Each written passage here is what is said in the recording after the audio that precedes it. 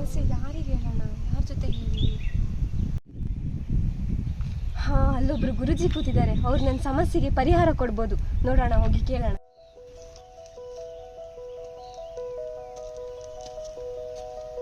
ಗುರುಜಿ, ಹೇಳು ಮಗಳೇ. ನನಗೊಂದು ಸಮಸ್ಯೆ ಇದೆ. ನಿನ್ನ ಎಲ್ಲಾ ಸಮಸ್ಯೆಗೆ ನಾನು ಪರಿಹಾರ ಕೊಡ್ತೀನಿ. ಹೇಳು ನಿನ್ನ ಸಮಸ್ಯೆ. ನನ್ನ ಗಂಡ ದಿನ ಕುಡ್ಕೊಂಬಂದು ಹೊಡಿತಾನೆ ಗುರುಜಿ. ಈ ಸಮಸ್ಯೆಗೊಂದು ಪರಿಹಾರ ಕೊಡಿ.